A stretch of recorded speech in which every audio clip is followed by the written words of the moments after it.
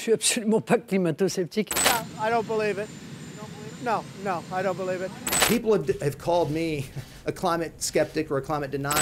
Comment répondre à un climato-sceptique? Voici quelques éléments en 4 assertions. Le GIEC manipule les données et est sous la coupe des politiques.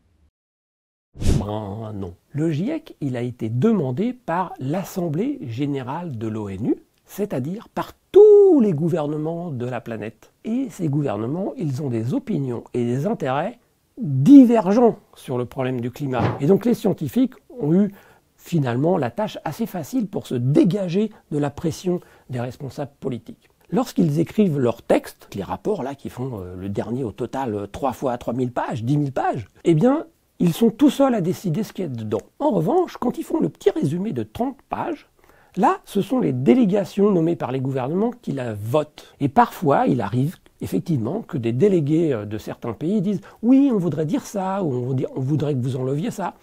Et puis le président de séance répond « Oui, mais ceci est un résumé d'un rapport qui existe déjà. Et donc, puisque ce que vous demandez n'est pas dans le rapport qui existe déjà, je ne peux pas le mettre dans le résumé. » C'est pour ça que finalement, les textes du GIEC sont une excellente synthèse de l'ensemble des connaissances scientifiques que le monde entier produit sur le climat et son changement par nos émissions de gaz à effet de serre. Les niveaux de CO2 ont déjà été aussi élevés par le passé.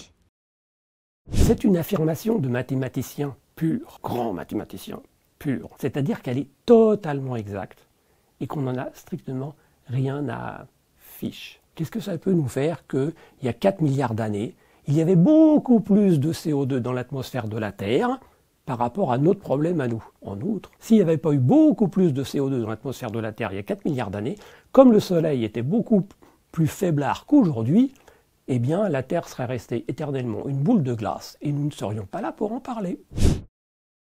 Le climat a tout le temps varié, c'est le cycle de la Terre.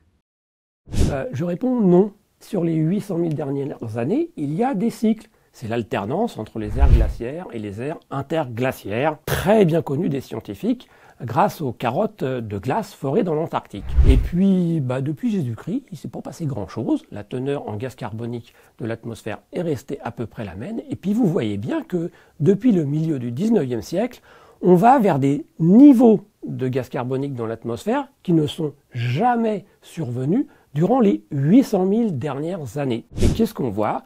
Eh bien, de l'époque de Jésus-Christ à, on va dire, 1950, la température moyenne de la planète, elle oscille comme ça, autour d'une moyenne qui est valable pour ces 2000 années. Et puis, depuis 1970, elle monte très fort, en corrélation avec l'augmentation de la teneur en gaz carbonique de l'atmosphère. Et c'est ça qui nous fait sortir du cycle naturel de changement climatique sur la Terre depuis à peu près 2 millions d'années. Et on voit très bien que c'est une rupture. Ça va, la France ne pèse que 1% des émissions mondiales. Alors, oui, mais nous ne pesons pas que notre poids démographique.